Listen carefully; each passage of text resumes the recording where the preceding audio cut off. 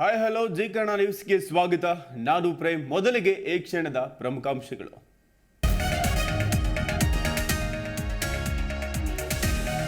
ನಾನು ಮಾಂಸ ತಿಂದು ದೇವಸ್ಥಾನಕ್ಕೆ ಹೋಗಿಲ್ಲ. ಬಿಜೆಪಿ ಚಿಕನ್ ವಾರ್ಗೆ ಸಿದ್ದು ಮಾತಿನ ಮಸಾಲ. ಹಂದಿ ತಿನ್ನೆಂದ ಸಿಂಹ ಮೇಲೆ ಟಗರು ಕೆಂಡ.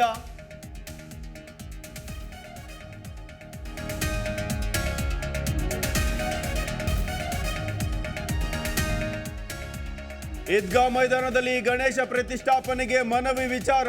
ಪರ್ಮಿಷನ್ ನೀಡುವಂತೆ ಸಿಎಂಗೆ ಪತ್ರ ಬರೆದ ಸಿಟಿ ರವಿ. ನಾಗರಿಕ ಒಕ್ಕೂಟ ವೇದಿಕೆ ಲೆಟರ್ ಹೆಡ್ ಬಳಸಿ ಬೊಮ್ಮಾಯಿಗೆ ಲೆಟರ್ ಪಾಸ್.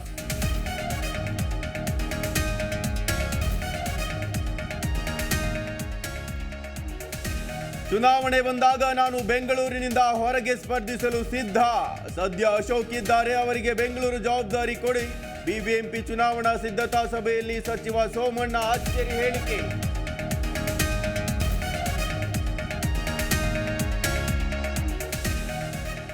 ಶುರುವಾಯಿತು ಮತ್ತೆ ವರುಣನ ಆರ್ಭಟ. ಇನ್ನೊಂದು ವಾರ ಭಾರೀ ಮಳೆಯ ಮುನ್ಸೂಚನೆ. ಕರಾವಳಿ ಜಿಲ್ಲೆಗೆ ಯೆಲ್ಲೋ ಅಲರ್ಟ್ ಘೋಷಣೆ.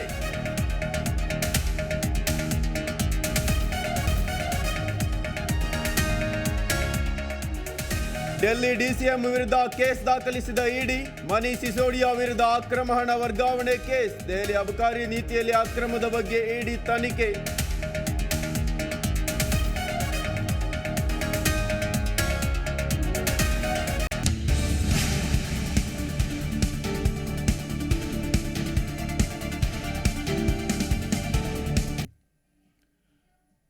ಕೊಡಗು ಪ್ರವಾಸದ ಸಂದರ್ಭದಲ್ಲಿ ಮಾಂಸಾಹಾರ ಹೇಳಿಕೆ ಭಾರೀ ಚರ್ಚೆಗೆ ಗ್ರಾಸವಾಗಿದ್ದು, ಮಾಜಿ ಸಿಎಂ ಸಿದ್ದರಾಮಯ್ಯ ಈಗ ಉಲ್ಟಾ ಹೊಡೆದಿದ್ದಾರೆ. ವಾಸ್ತವದಲ್ಲಿ ನಾನು ಅಂದು ಮಾಂಸಾಹಾರ ಸೇವಿಸಿರಲಿಲ್ಲ, ಅಂದು ನಾನು ಅಕ್ಕಿ ರೊಟ್ಟಿ ಮಾತ್ರ ತಿಂದಿದ್ದು ಎಂದು ಹೇಳಿದ್ದು ವಿವಾದಕ್ಕೆ ಇತಿಶ್ರೀಯನ್ನ ಹಾಡೋ ಯತ್ನವನ್ನು ಕೂಡ ಮಾಡಿದ್ದಾರೆ. ಈ ಬಗ್ಗೆ ಒಂದು ವರದಿ ಇಲ್ಲಿದೆ, ನೋಡ್ಕೊಂಬನ್ನಿ.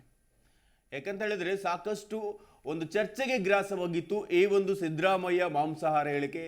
ಆ ನಿಟ್ಟಿನಲ್ಲಿ ಪ್ರತಿಪಕ್ಷಗಳು ಕೂಡ ಸಾಕಷ್ಟು ಟೀಕೆಯನ್ನು ಮಾಡಿದ್ದು. ಈಗಾಗಲೇ ಒಂದು ಭರ್ಜರಿ ಸಮಾವೇಶವನ್ನು ಮಾಡಿ ಸಿದ್ದು ಯಶಸ್ಸಿನ ಉತ್ತುಂಗದಲ್ಲಿದ್ದರು. ಅದಕ್ಕೆ ಚ್ಯುತಿ ತರುವ ನಿಟ್ಟಿನಲ್ಲೂ ಕೂಡ ಒಂದು ರೀತಿಯ ಟಾಕ್ಬಾರ್ಗಳು ಶುರುವಾಗಿತ್ತು, ಹೆಸರನ್ನು ಕೆಡಿಸುವ ನಿಟ್ಟಿನಲ್ಲಿ. ಆದರೆ ಅದೆಲ್ಲದಕ್ಕೂ ಕೂಡ ಇತಿಶ್ರೀಯನ್ನು ಹಾಡಿದ್ದಾರೆ, ನಾನು ಅವತ್ತು ಅಕ್ಕಿ ರೊಟ್ಟಿ ತಿಂದಿದ್ದೆ ಅಂತ. ಹಾಗಾದ್ರೆ ಏನು ಹೇಳಿದ್ರು ನೋಡ್ಕೊಂಬನ್ನಿ. ಪ್ರತಿಪಕ್ಷ ನಾಯಕ ಸಿದ್ದರಾಮಯ್ಯ ಯೂಟರ್ನ್. ನಾನು ಮಾಂಸ ತಿಂದು ದೇಗುಲಕ್ಕೆ ಹೋಗಿಲ್ಲ, ತಿಂದಿದ್ದು ಅಕ್ಕಿ ರೊಟ್ಟಿ ಹಾಗೂ ಕಡ್ಲೆ ಪಲ್ಯ.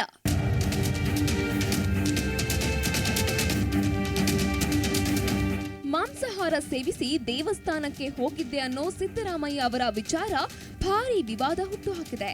ಬಿಜೆಪಿ ಸೇರಿ ಕೆಲ ಸಂಘಟನೆಗಳ ಮುಖಂಡರು ಮಾಂಸಾಹಾರ ಸೇವಿಸಿ ದೇಗುಲ ಪ್ರವೇಶ ತಪ್ಪು ಅಂತ ಟೀಕಿಸಿದ್ರು.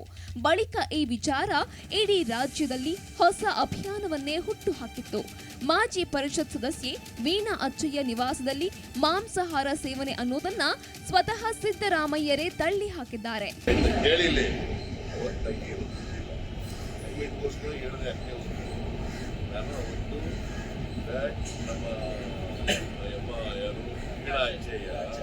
ನಾಟಿ ಕೋಳಿ ಮಾಡ್ಕೊಂಡ್ಬಂದಿದ್ದು ನಾನು. ಇಲ್ಲಪ್ಪ, ನಾನು ಅಕ್ಕಿ ರೊಟ್ಟಿ ತಿಂತೀನಿ ಅಂತ. ಅಕ್ಕಿ ರೊಟ್ಟಿ ಮತ್ತೆ ಎಂಥದ್ದು ಕಡಲೆ ಅದು ತಿಂದೆ. ಕೃಷ್ಣ ಜಯಂತಿ ಅಂತ ಅಲ್ಲ, ನಾನು ಹೇಳಿದ್ದೆ. ನೀವು ಹೇಳೋದಿಲ್ಲ, ನನಗೆ ಅದು ಗೊತ್ತೂ ಇಲ್ಲ. ಕೃಷ್ಣ ಜಯಂತಿ ಗೊತ್ತಿಲ್ಲ, ಅವತ್ತು ತಿನ್ನಿಲ್ಲ ನಾನು.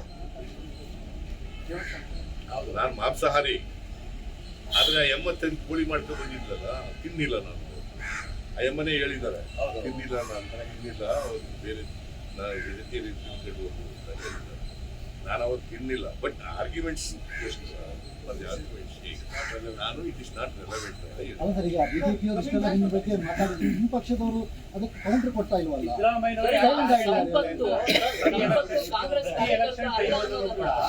ಎಲೆಕ್ಷನ್ ಇಯರ್ ಬಂದಾಗ ಸಿದ್ದರಾಮಯ್ಯನವ್ರನ್ನ ಟಾರ್ಗೆಟ್ ಮಾಡ್ತಾರೆ. ಯಾಕಂದ್ರೆ ಸತ್ಯ ಹೇಳ್ತೀನಲ್ಲ ನಾನು, ಹಿಂಪಕ್ಷದ ಯಾವ್ದು ಕೌಂಟರ್ ಕೊಡ್ತಾ ಇಲ್ವಲ್ಲ. ಸತ್ಯ ಹೇಳ್ತೀನಿ ಅನ್ನೋದು ಒಂದು. ಎರಡನೇದು, ಅವರ ಇದಕ್ಕೆ ಕೈಗೆ ಹಾಕ್ತಿದ್ದಲ್ಲ. ಮುಂದೂಡಿಕೆಯಿಂದ ಕೈ ಶಕ್ತಿ ಪ್ರದರ್ಶನಕ್ಕೆ ಹಿನ್ನಡೆ. ಬೀಸುವ ದೊಣ್ಣೆಯಿಂದ ಪಾರಾದ ಬಿಜೆಪಿ ಸರ್ಕಾರ. ಎಸ್, ವೀಣಾ ಅಚ್ಚಯ್ಯ ನಾಟಿ ಕೋಳಿ ಸಾರು ಮಾಡ್ಕೊಂಡು ಬಂದಿದ್ರು. ನಾನು ಅಕ್ಕಿ ರೊಟ್ಟಿ ಹಾಗೂ ಕಡ್ಲೆ ಪಲ್ಯ ತಿಂದಿದ್ದೆ ಅಂತ ಸ್ಪಷ್ಟಪಡಿಸಿದ್ದಾರೆ. ಅಲ್ಲದೆ ಕಾಂಗ್ರೆಸ್ ಚಲೋ ತಡೆಯುವಲ್ಲಿ ಸರ್ಕಾರಕ್ಕೆ ತಾತ್ಕಾಲಿಕ ಗೆಲುವು ಅಂತಲೂ ಪ್ರತಿಪಕ್ಷ ನಾಯಕ ಸ್ಪಷ್ಟಪಡಿಸಿದ್ದಾರೆ. ಮಾಡಿದ್ರೆ ಓಕೆ, ನಾನು ಅನೌನ್ಸ್ ಮಾಡಿದ್ರೆ ನಾಳೆ ಮಾಡಿದ್ದಾರೆ. Who is responsible for this? Tell me, is it a bona fide intention? With bona fide intention, they announced ಜಾಗೃತಿ ಸಮಾವೇಶ ಮಾಡ್ತೀವಿ ಅಂತ ಯಾರು ಹೇಳಿರೋದು? ಜಿಲ್ಲಾ ಬಿಜೆಪಿ ಅಧ್ಯಕ್ಷ ಗೋಪಯ್ಯ ಅಪ್ಪಚ್ಚುರಂತೆ ಅಲ್ವಾ? What is their intention? ಹೇಳಪ್ಪ, ವಾಟ್ ಈಸ್ ದರ್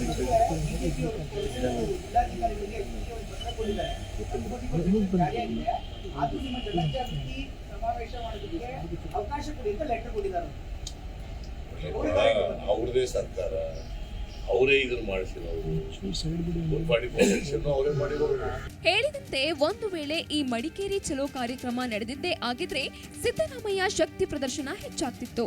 ಒಂದು ಕಡೆ ಕೊಡಗಿನಲ್ಲಿ ಬಿಜೆಪಿ ಭದ್ರಕೋಟೆಗೂ ಹೊಡೆತ ಬೀಳ್ತಿತ್ತು. ಆದ್ರೆ ಕಾಂಗ್ರೆಸ್ ಪ್ರತಿಭಟನೆಯನ್ನ ಮುಂದೂಡಿದ್ರಿಂದ ಸರ್ಕಾರಕ್ಕೆ ಲಾಭವಾಗಿದೆ.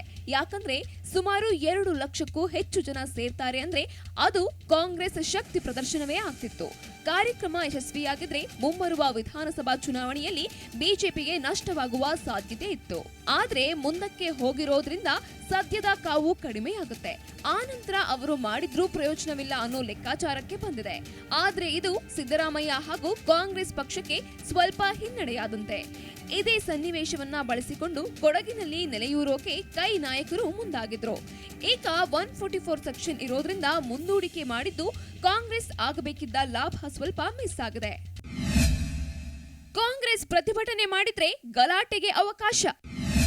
ಇದು ಪ್ರವಾಸೋದ್ಯಮಕ್ಕೆ ಹೊಡೆತ ಎಂದ ಅಶೋಕ್. ಕಾಂಗ್ರೆಸ್ ಹುಮ್ಮಸ್ಸಿಗೆ ಬಿಜೆಪಿ ಜಿಲ್ಲಾಡಳಿತದ ಮೂಲಕ ಅಡ್ಡಿ ಮಾಡಿದ್ದಾರೆ. ಪ್ರವಾಸೋದ್ಯಮಕ್ಕೆ ಹೊಡೆತ ಅನ್ನೋ ಸಬೂಬು ಕೊಟ್ಟು ಜಿಲ್ಲೆಯಲ್ಲಿ 144 ಸೆಕ್ಷನ್ ಆರ್ಡರ್ ಮಾಡಿದ್ದಾರೆ ಅಂತ ಕಂದಾಯ ಸಚಿವ ಅಶೋಕ್ ನಿಷೇಧಾಜ್ಞೆಯನ್ನ ಸಮರ್ಥಿಸಿಕೊಂಡಿದ್ದಾರೆ. ಅನೌನ್ಸ್ ಮಾಡಿದ್ದಾರೆ. ಸರ್ಕಾರ ತನ್ನ ನಿಲುವನ್ನು ನಾವು ಹೇಳಿದ್ದೀವಿ, ಲೋಕಾಯುಕ್ತಕ್ಕೆ ಕೊಡುವಂಥದ್ದೇ ನಮ್ಮ ಬೆಂಬಲ ಇದೆ ಅನ್ನೋದನ್ನು ಮುಖ್ಯಮಂತ್ರಿ ನಾವೆಲ್ಲ ಹೇಳಿದ್ವಿ. ಅದಕ್ಕೆ ನಾವು ಮಡಿಕೇರಿ ಚಲೋದಲ್ಲಿ ಬಿಜೆಪಿ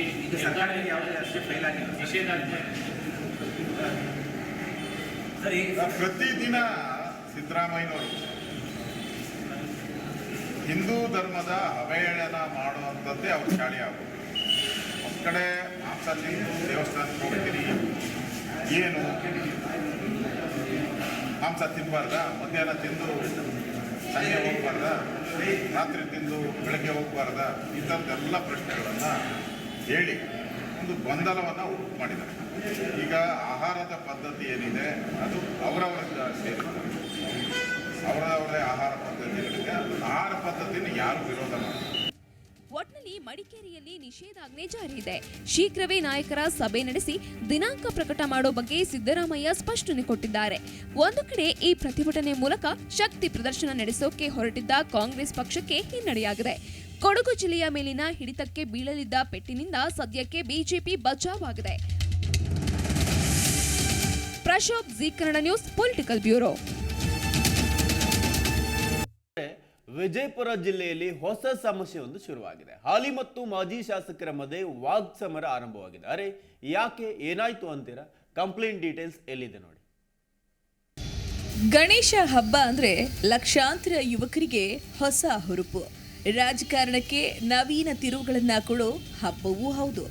ಎಸ್, ವಿಜಯಪುರದಲ್ಲಿ ಗಣೇಶ ಉತ್ಸವದ ಪಾಲಿಟಿಕ್ಸ್ ಶುರುವಾಗಿದೆ.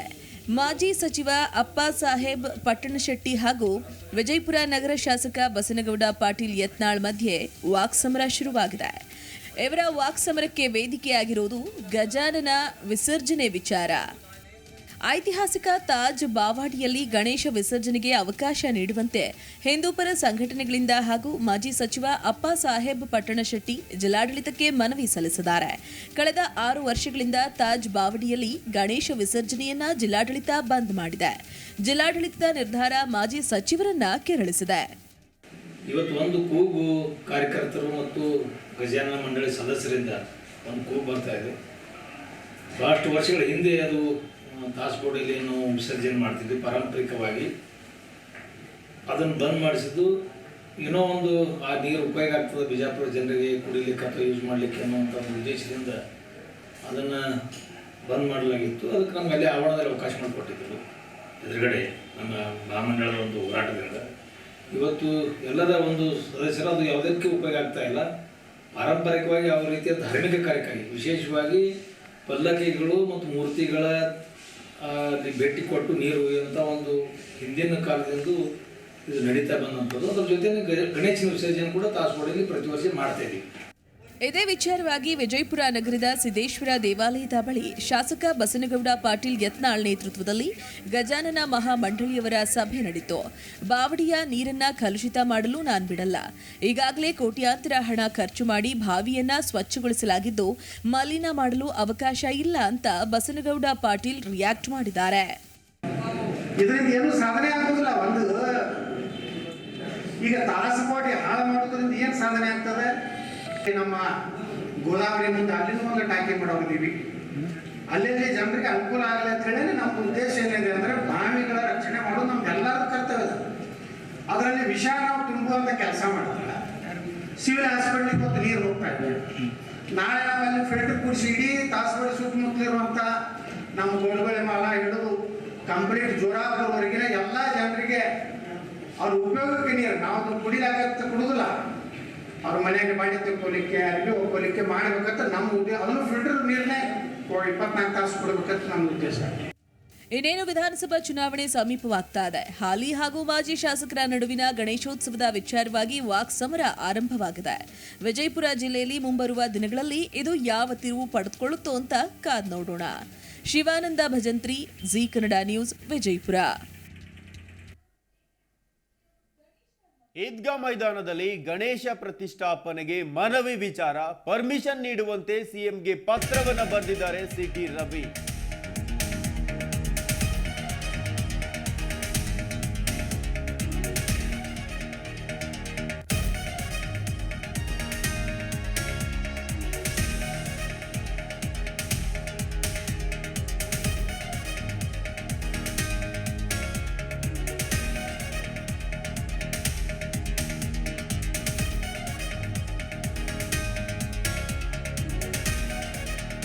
ಈದ್ಗಾ ಮೈದಾನದಲ್ಲಿ ಈಗಾಗಲೇ 3 ದಿನಗಳ ಕಾಲ ಒಂದು ಪರ್ಮಿಷನ್ ನೀಡಿ ಅಂತ ಸಿಎಂಗೆ ಸಿಟಿ ರವಿ ಪತ್ರ ಬರೆದಿದ್ದಾರೆ. 31ರಿಂದ 2ನೇ ತಾರೀಕುವರೆಗೂ ಪರ್ಮಿಷನ್ ನೀಡಿ ಅಂತ ಹೇಳಿ ಪತ್ರ ಬರೆದಿದ್ದಾರೆ. ಚಾಮರಾಜಪೇಟೆ ನಾಗರಿಕ ಒಕ್ಕೂಟ ವೇದಿಕೆಯ ಲೆಟರ್ ಹೆಡ್ ಅನ್ನು ಬಳಸಿ ಪತ್ರ ಬರೆದಿದ್ದಾರೆ ಸಿಟಿ ರವಿ. ಈದ್ಗಾ ಮೈದಾನದಲ್ಲಿ ಪ್ರತಿಷ್ಠಾಪನೆಗೆ ಒಂದು ಪರ್ಮಿಷನ್ ಅನ್ನು ನೀಡುವಂತೆ ಸಿಎಂಗೆ ಪತ್ರ ಬರೆದಿದ್ದಾರೆ ಸಿಟಿ ರವಿ. ಸಿಟಿ ರವಿ ಬಿಜೆಪಿಯ ರಾಷ್ಟ್ರೀಯ ಪ್ರಧಾನ ಕಾರ್ಯದರ್ಶಿಯಾಗಿದ್ರು ಕೂಡ ಈದ್ಗಾ ಮೈದಾನದಲ್ಲಿ ಗಣೇಶ ಕೂರಿಸಲು ಅನುಮತಿ ಕೋರಿ ಒಂದು ಪತ್ರವನ್ನು ಬರೆದಿದ್ದಾರೆ. 3 ದಿನ ನಮಗೆ ಪರ್ಮಿಷನ್ ಅನ್ನು ಕೊಡಿ, 31ರಿಂದ 2ನೇ ತಾರೀಕುವರೆಗೂ ಅನುಮತಿಯನ್ನು ಕೊಡಿ ಅಂತ ಮನವಿ ಮಾಡಿದ್ದಾರೆ. ಈ ಪತ್ರವನ್ನು ಅವರು ಸಿಟಿ ರವಿ ರಾಷ್ಟ್ರೀಯ ಪ್ರಧಾನ ಕಾರ್ಯದರ್ಶಿ ಆಗಿ ಅಲ್ಲಿಂದ ಬರೆದಿಲ್ಲ. ಏನಂತ ಹೇಳಿದರೆ ಅವರು ಚಾಮರಾಜಪೇಟೆ ನಾಗರಿಕ ಒಕ್ಕೂಟ ವೇದಿಕೆಯ ಲೆಟರ್ ಹೆಡ್ ಅನ್ನು ಬಳಸಿ ಪತ್ರವನ್ನು ಬರೆದಿದ್ದಾರೆ. ಹೀಗಾಗಿ ಚಾಮರಾಜಪೇಟೆ ಆಟದ ಮೈದಾನದಲ್ಲಿ ಗಣೇಶೋತ್ಸವ ಆಚರಿಸಲು ಅನುಮತಿಯನ್ನು ಕೊಡಿ ಎಂದು ಮುಖ್ಯಮಂತ್ರಿಗಳಿಗೆ ಪತ್ರ ಬರೆದಿದ್ದಾರೆ ಶಾಸಕ ಸಿಟಿ ರವಿ. ಚಾಮರಾಜಪೇಟೆಯಲ್ಲಿ ಎಲ್ಲರೂ ಕೂಡ ನಾವು ಒಗ್ಗೂಡಿ ಏನು ಆಟದ ಮೈದಾನ ಇದೆ ಇಲ್ಲಿ ಒಂದು ಗಣೇಶ ಉತ್ಸವ ಒಂದು ಪ್ರತಿಷ್ಠಾಪನೆಗೂ ಕೂಡ ಅವಕಾಶವನ್ನು ಕೊಡಿ ಅಂತ ಹೇಳಿಬಿಟ್ಟು ಚಾಮರಾಜಪೇಟೆ ನಾಗರಿಕ ಒಕ್ಕೂಟ ವೇದಿಕೆಯನ್ನು ಲೆಟರ್ ಹೆಡ್ ಅನ್ನು ಬಳಸಿ ಸಿಟಿ ರವಿ ಸಿಎಂ ಬಸವರಾಜ ಬೊಮ್ಮಾಯಿ ಅವರಿಗೆ ಪತ್ರ ಬರೆದು ಮನವಿಯನ್ನು ಕೂಡ ಮಾಡಿಕೊಂಡಿದ್ದಾರೆ.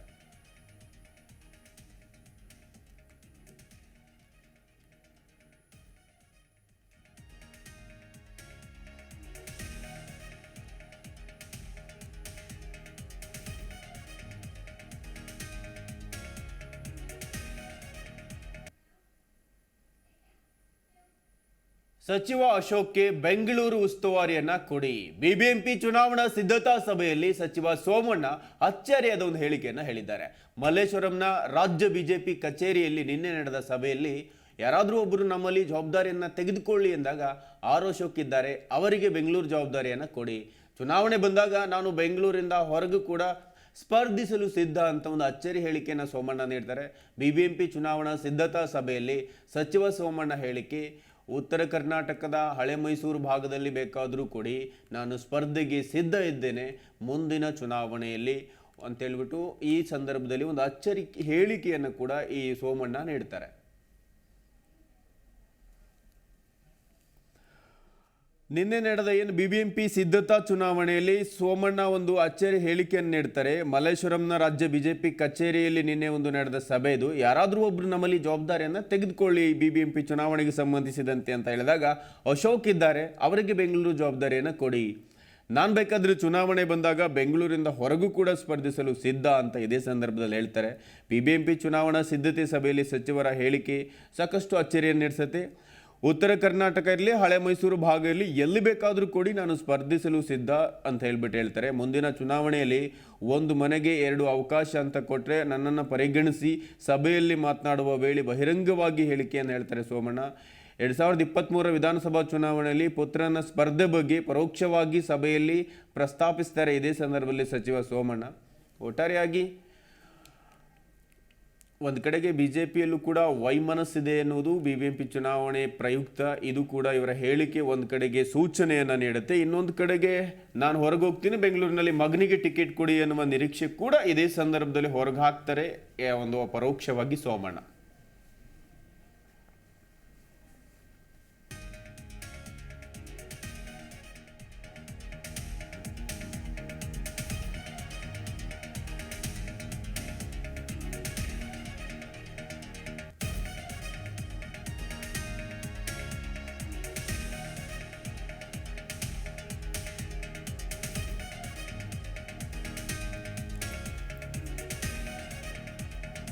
ಸಚಿವ ಆರ್ ಅಶೋಕ್ಗೆ ಬೆಂಗಳೂರು ಉಸ್ತುವಾರಿ ಕೊಡಿ. ನಿನ್ನೆ ನಡೆದ BBMP ಚುನಾವಣಾ ಸಿದ್ಧತೆ ಸಭೆ ಮಲ್ಲೇಶ್ವರಂನ BJP ಕಚೇರಿಯಲ್ಲಿ ನಡೆಯುತ್ತೆ. ಈ ಸಭೆಯಲ್ಲಿ ಸೋಮಣ್ಣ ಒಂದು ಅಚ್ಚರಿ ಹೇಳಿಕೆಯನ್ನು ನೀಡ್ತಾರೆ. ಜವಾಬ್ದಾರಿಯನ್ನು ಬೆಂಗಳೂರಿನ BBMP ಚುನಾವಣಾ ಜವಾಬ್ದಾರಿಯನ್ನು ನೀವು ಆರ್ ಅಶೋಕ್ ಕೊಡಿ, ಚುನಾವಣೆ ಬಂದಾಗ ನಾನು ಬೇಕಾದರೆ ಬೆಂಗಳೂರಿನ ಹೊರಗೂ ಸ್ಪರ್ಧಿಸಲು ಸಿದ್ಧ ಅಂತ ಕೂಡ ಇದೇ ಸಂದರ್ಭದಲ್ಲಿ ಅಚ್ಚರಿ ಹೇಳಿಕೆಯನ್ನು ನೀಡ್ತಾರೆ ಸೋಮಣ್ಣ.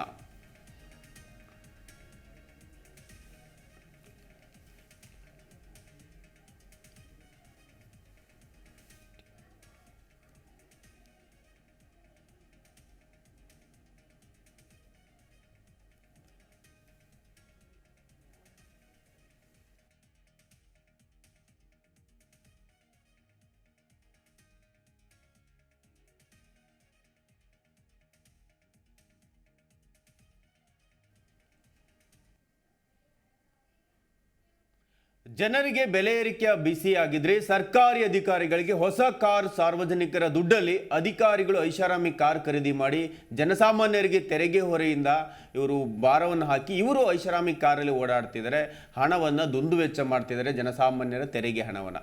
ಈ ಸಂಬಂಧ ಒಬ್ಬರು ಸಾಮಾಜಿಕ ಹೋರಾಟಗಾರರು ಹೇಳಿಕೆಯನ್ನು ನೀಡಿದ್ದಾರೆ. ಏನು ಹೇಳಿದ್ದಾರೆ ಕೇಳ್ಕೊಂಬಂದು. ಇದು ಈ ಒಂದು ಆದೇಶ ಏನು ಮಾಡಿದ್ದಾರೆ, ಈಗ ಸರ್ಕಾರಿ ಅಧಿಕಾರಿಗಳಿಗೆ ಜನಪ್ರತಿನಿಧಿಗಳಿಗೆ ತಮ್ಮ ವಾಹನವನ್ನು ಕೊಂಡುಕೊಳ್ಳೋದಕ್ಕೆ ಹೆಚ್ಚುವರಿ ಹಣವನ್ನು ಮಾಡಿದ್ದಾರೆ ಈಗ ಆದೇಶದಲ್ಲಿ. ಇದು ಒಂದು ಮೂರ್ಖತನದ ಆದೇಶ ಮೊದಲನೇದಾಗಿ ಹೇಳಬೇಕು ಅಂದರೆ.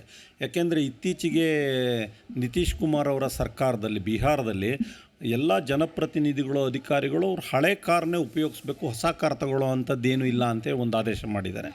ಅದ್ರ ಜೊತೆಗೆ ಡೆಲ್ಲಿ ಸರ್ಕಾರ ಕೂಡ ಈ ಸರ್ಕಾರಿ ಕಾರುಗಳ ಒಂದು ದುರುಪಯೋಗಕ್ಕೋಸ್ಕರ ಆ ಜಿ ಪಿ ಎಸ್ಸನ್ನು ಅಳವಡಿಸಿದ್ದಾರೆ ಮತ್ತು ಒಂದು ಕಂಟ್ರೋಲ್ ರೂಮ್ ಮಾಡಿದ್ದಾರೆ. ಯಾಕಂದರೆ ಪಾರದರ್ಶಕ ಆಡಳಿತ ಕೊಡೋ ದೃಷ್ಟಿಯಿಂದ 2 ರಾಜ್ಯ ಸರ್ಕಾರಗಳು ಮಾಡಿದೆ. ಆದರೆ ಒಕ್ಕೂಟ ವ್ಯವಸ್ಥೆಯಲ್ಲಿ ಇರತಕ್ಕಂಥ ಕರ್ನಾಟಕ ರಾಜ್ಯ ಸರ್ಕಾರ ಇದು ವೈಭವೋಪೇತ ಜೀವನ ಮಾಡಲಿಕ್ಕೆ, ಐಷಾರಾಮಿ ಬದುಕೋದಕ್ಕೋಸ್ಕರ ಇನೋವಾ ಅಂಥ ಕಾರುಗಳಿಗೆ ಹೆಚ್ಚುವರಿ ಹಣ ಬಿಡುಗಡೆ ಮಾಡಿ ಅವರು ತಗೋಬೋದು ಅಂಥೇಳಿ ಮಾಡಿರ್ತಕ್ಕಂಥದ್ದು. ಇದು ಜನಪರವಾದಂಥ ಕೆಲಸ ಅಲ್ಲ, ಜನಪರ ಸರ್ಕಾರನೂ ಮಾಡುವಂಥ ಕೆಲಸಗಳಲ್ಲ. ಇಲ್ಲಿ ನಾನು ಈಗಾಗಲೇ ಮುಖ್ಯಮಂತ್ರಿಗಳಿಗೆ ಮತ್ತು ಚೀಫ್ ಸೆಕ್ರೆಟರಿ ಅವರಿಗೆ ಪತ್ರ ಬರೆದಿದ್ದೀವಿ, ನೀವು ಪ್ರತಿಯೊಂದು ಕಾರಿಗೂ GPS ಅಳವಡಿಸಿ ಅಂತ. ಸೊ ಇಲ್ಲ ಅಂದರೆ ಈ ಕಾರುಗಳು ಯಥೇಚ್ಛವಾಗಿ ದುರ್ಬಳಕೆ ಆಗ್ತಾ ಇದೆ. ನೀವು ಶಾಪಿಂಗ್ ಮಾಲ್ ಹತ್ರ ಹೋಗಿ ಸರ್ಕಾರಿ ಕಾರ್ ನಿಂತಿರುತ್ತೆ, ಯಾವುದಾದ್ರು ಸ್ಕೂಲ್ಗಳ ಹತ್ರ ಹೋಗಿ ಹೈಟೆಕಲ್ಲಿ ಮಕ್ಕಳನ್ನ ಕರ್ಕೊಂಡು ಹೋಗಿ ಸರ್ಕಾರಿ ಕಾರ್ ಉಪಯೋಗ ಆಗುತ್ತೆ. ತರಕಾರಿ ತರೋದಕ್ಕೂ ಮಾರ್ಕೆಟಿಗೆ ಸರ್ಕಾರಿ ಕಾರನ್ನ ಅಧಿಕಾರಿಗಳು ಬಳಸ್ತಾ ಇದ್ದಾರೆ. ಅದರಲ್ಲೂ ಬಹಳ ಮುಖ್ಯವಾಗಿ ಇವರು ಪಿಕ್ನಿಕ್ ಹೋಗೋದಕ್ಕೆ ಅಥವಾ ಬೇರೆ ಬೇರೆ ಊರುಗಳಿಗೆ ಹೋಗೋದಕ್ಕೆ ಸರ್ಕಾರಿ ಅಧಿಕಾರಿಗಳಿಗೆ ಕಿಲೋಮೀಟ್ರಿಗೆ 5 ರೂಪಾಯಿಗಳ ಆಧಾರದ ಮೇಲೆ ಬಾಡಿಗೆಗೆ ಕೊಡ್ತಾರೆ. ಇದು ಈ ಒಂದು ಆದೇಶ ಏನು ಮಾಡಿದ್ದಾರೆ ಈಗ ಸರ್ಕಾರಿ ಅಧಿಕಾರಿಗಳಿಗೆ, ಜನಪ್ರತಿನಿಧಿಗಳಿಗೆ. ಬಾಲಿವುಡ್ನ ಜಾನ್ ಅಬ್ರಹಾಂ ನಟನೆಯ ಧೂಮ್ ಫಿಲ್ಮ್ ಎಲ್ಲರೂ ನೆನಪಿರಬಹುದು, ನೋಡಿರ್ತೀರಾ. ಜಾನ್ ಅಬ್ರಹಾಂ ಆ ಒಂದು ಮೂವಿಯಲ್ಲಿ ಹೈಫೈ ಬೈಕ್ಗಳನ್ನು ಬಳಸುವ ಮುಖಾಂತರ ಕಳ್ಳತನವನ್ನು ಕೂಡ ಮಾಡ್ತಿರ್ತಾರೆ. ಒಂದು ಶರವೇಗದಲ್ಲಿ ಎಸ್ಕೇಪ್ ಕೂಡ ಆಗಿರ್ತಿದ್ರು. ಅದೇ ರೀತಿಯಲ್ಲಿ ಕಲಬುರಗಿಯಲ್ಲೂ ಕೂಡ ಒಂದು ಪ್ರಕರಣ ನಡೆದಿದೆ. ಇಂತಹ ಖತರ್ನಾಕ್ ಕಳ್ಳರ ಗ್ಯಾಂಗನ್ನು ಪೊಲೀಸರು ಹೆಡೆಮುರಿ ಕಟ್ಟಿದ್ದಾರೆ. ದುಬಾರಿ ಬೆಲೆಯ ಬೈಕ್ ಕದ್ದು ಐಷಾರಾಮಿ ಜೀವನವನ್ನು ನಡೆಸ್ತಾ ಇದ್ರು. ಇವರನ್ನು ಈಗ ಕಂಬಿ ಹಿಂದೆ ಸೇರಿಸಿದ್ದಾರೆ ಪೊಲೀಸರು.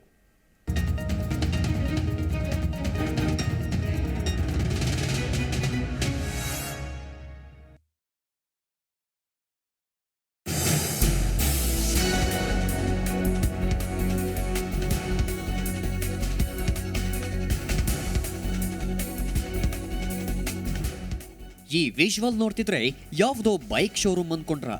ನಿಮ್ಮ ಊಹೆ ತಪ್ಪು. ಇದು ಕದ್ದಿರೋ ಬೈಕ್ಗಳ ಪ್ರದರ್ಶನ. ಧೂಮ್ ಸಿನಿಮಾದಂತೆ ಹೈಫೈ ಕಳ್ಳತನಕ್ಕೆ ಸ್ಕೆಚ್. ಕಳ್ಳತನ ಮಾಡಲೆಂದೇ ಹೈಫೈ ಬೈಕ್ಗಳ ಕಳ್ಳತನ. 2004ರಲ್ಲಿ ಬಾಲಿವುಡ್ನ ಧೂಮ್ ಹಿಂದಿ ಚಲನಚಿತ್ರ ದೇಶದಲ್ಲಿ ಧೂಳೆಬ್ಬಿಸಿದ್ದು ನಿಮಗೆಲ್ಲ ಖಂಡಿತ ನೆನಪಿರುತ್ತೆ. ಆ ಫಿಲ್ಮ್ನಲ್ಲಿ ಕಳ್ಳತನಕ್ಕೆ ಬಳಸಿರುವ ಬೈಕ್ಗಳು ಸಹ ನೆನಪಿರಬಹುದು. ಆ ಚಿತ್ರದಲ್ಲಿ ಶರವೇಗದಲ್ಲಿ ಪರಾರಿಯಾಗುವಂತಹ ಹೈಫೈ ಬೈಕ್ಗಳ ಮೂಲಕ ಕಳ್ಳತನಕ್ಕೆ ಸ್ಕೆಚ್ ಹಾಕಲಾಗ್ತಾ ಇತ್ತು. ಆ ಚಿತ್ರದಲ್ಲಿರುವಂತೆ ಕಲಬುರಗಿಯಲ್ಲೂ 4 ತಂಡ ಕಳ್ಳತನಕ್ಕಾಗಿ KTM ಬೈಕ್ ಹಾಗೂ ಪಲ್ಸರ್ 220 ಸೇರಿದಂತೆ ಹಲವು ಬೈಕ್ಗಳನ್ನ ಎಗರಿಸಿದ್ದರು. ಹೀಗೆ ಕಳ್ಳತನ ಮಾಡಿದ ವಾಹನಗಳನ್ನೇ ಆರೋಪಿಗಳು ಕಳ್ಳತನಕ್ಕೆ ಬಳಕೆ ಮಾಡಿದ್ದಾರೆ.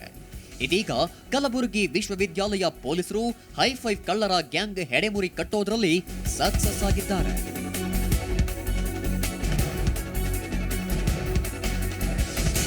ಅಚ್ಚರಿ ಅಂದ್ರೆ ಕಳ್ಳತನ ಸಲುವಾಗಿ ಈ ಕದೀಮರು ಮೆಕ್ಯಾನಿಕ್ ಬಳಿ special training ಪಡ್ಕೊಂಡಿದ್ರಂತೆ.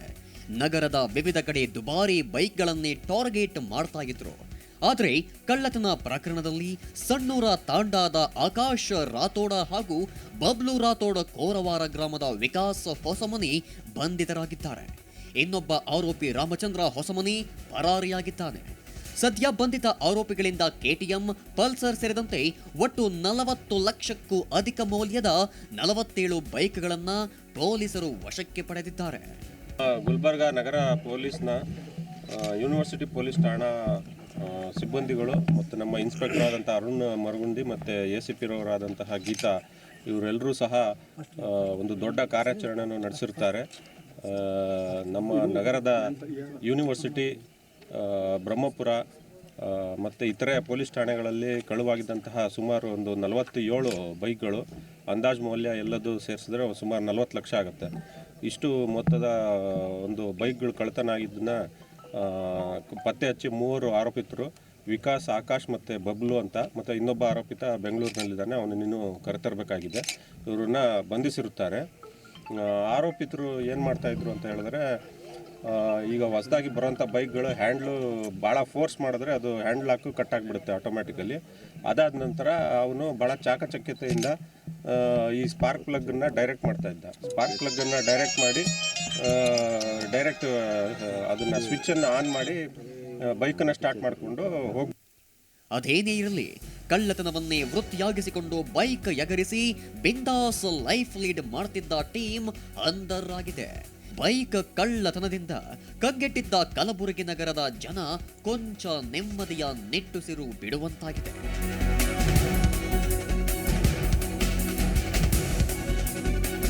Kalaburagi, Zee Kannada news. ಇದಿಷ್ಟು ಈ ಕ್ಷಣದ ಅಪ್ಡೇಟ್ ಸುದ್ದಿ. ಇನ್ನಷ್ಟು ಅಪ್ಡೇಟ್ ನ್ಯೂಸ್ಗಾಗಿ ನೋಡ್ತಾ ಇರಿ ಜಿ ಕನ್ನಡ ನ್ಯೂಸ್. ಸತ್ಯವೇ ಸುದ್ದಿಯ ಜೀವಾಳ.